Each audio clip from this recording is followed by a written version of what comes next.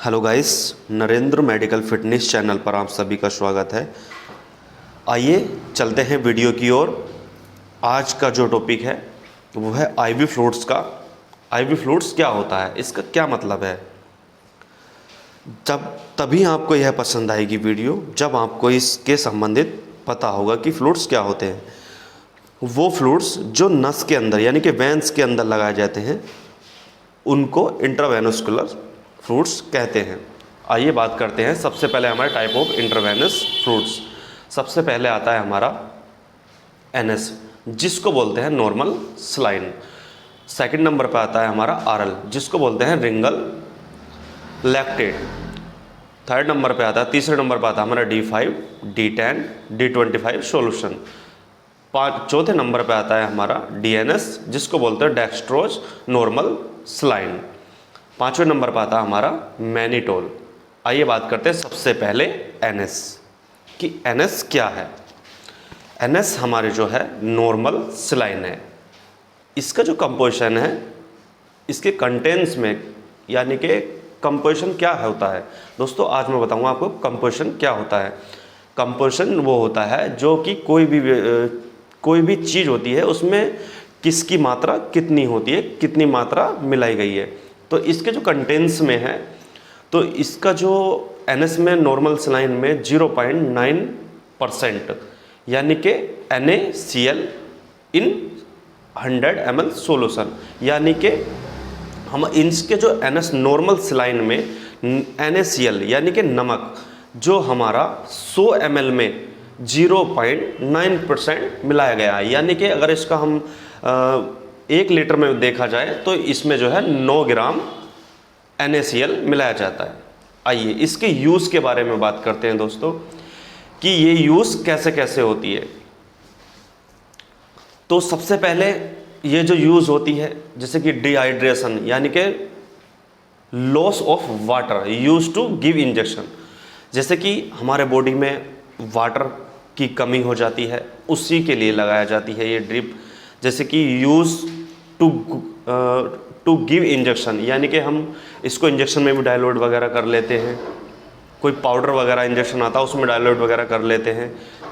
और इसका जो नेक्स्ट है यूज्ड फॉर वाउंड यानी कि घाव, washing, treatment of the blood and fluid, यानी कि हमारा जो घाव होता है उसको हम धोने के लिए भी एनएस यानी कि नॉर्मल सलाइन का यूज़ करते हैं।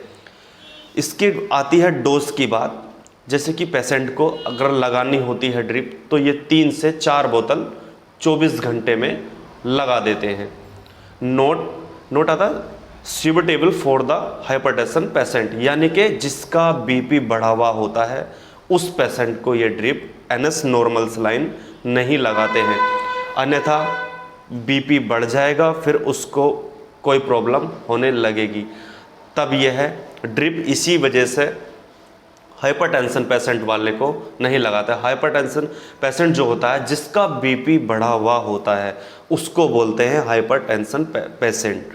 तो इसीलिए दोस्तों मैं बार बार आपको बता रहा हूँ कि ये जो लगाते हैं ड्रिप, अगर किसी भी पेशेंट का बीपी बढ़ा हुआ है तो उसको नहीं लगाना चाहिए। मेरा सजेशन तो यही है, कोई भी व्यक्ति इस तरह से कोई भी ड्रिप किसी को भी ना लगाए।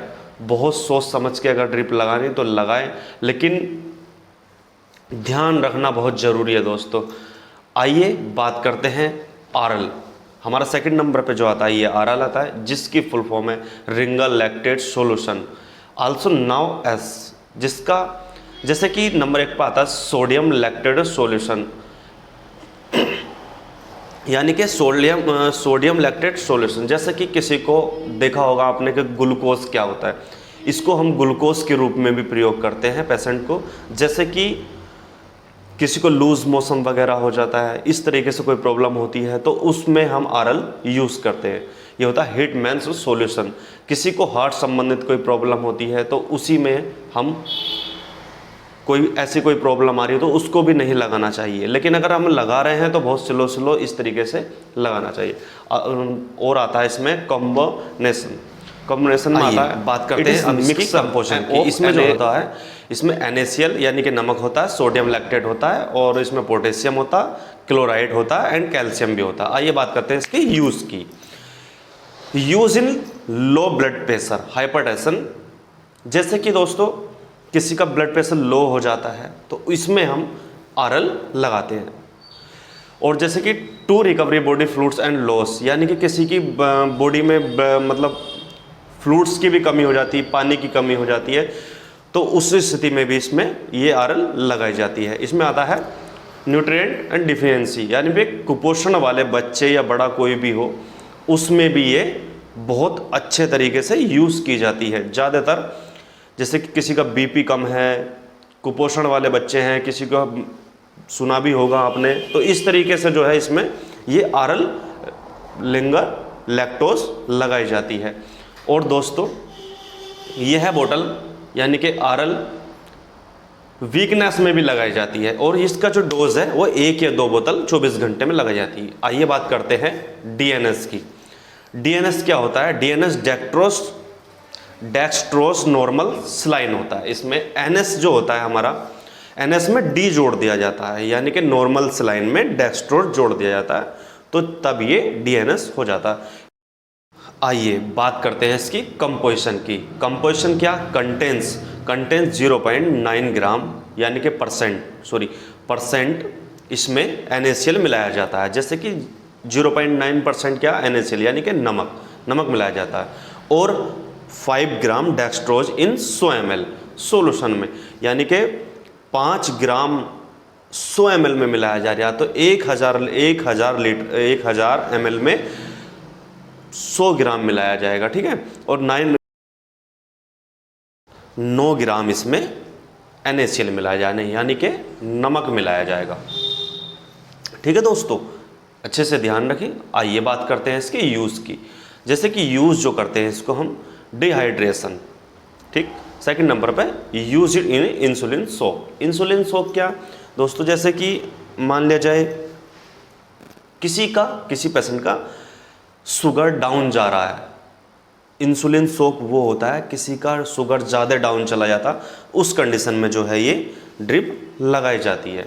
जैसे कि थर्ड पे आता है हमारा लो ब्लड शुगर हाइपोक्रोमिया, ठीक है।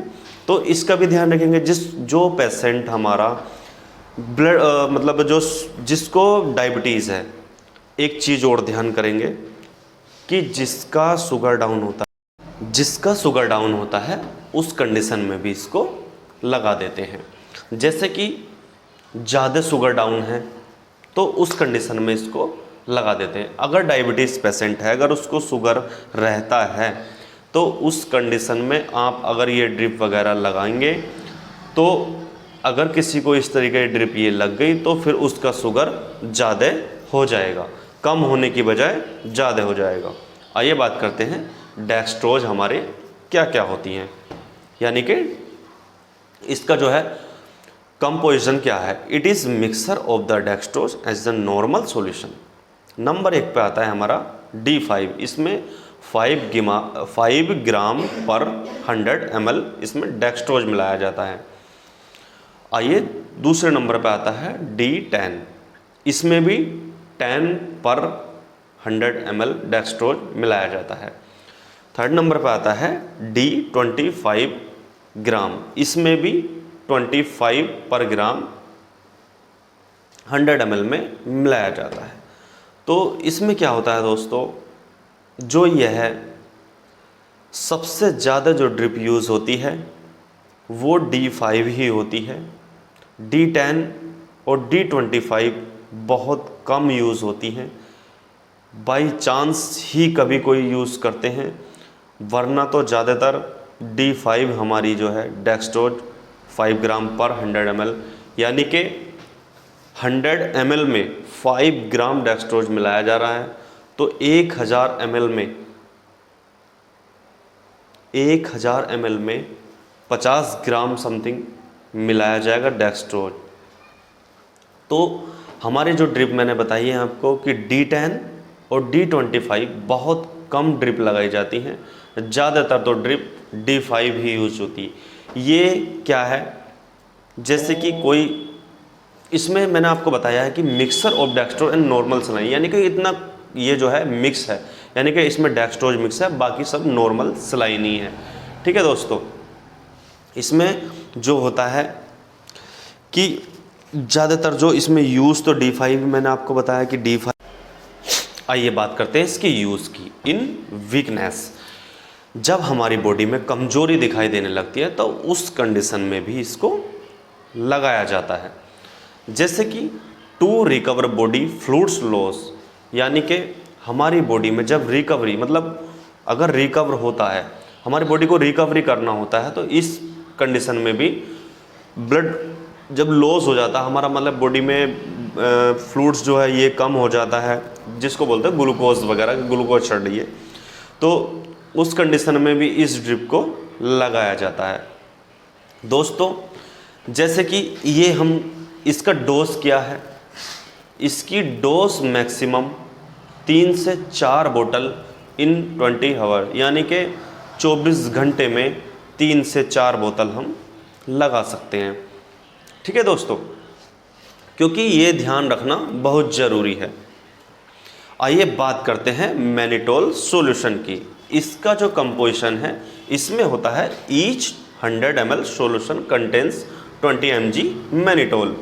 इसमें दोस्तों क्या होता है, ये कह रहे हैं कि 100 ml में 20 mg यानी कि 20 mg मैनिटोल मिलाया गया है।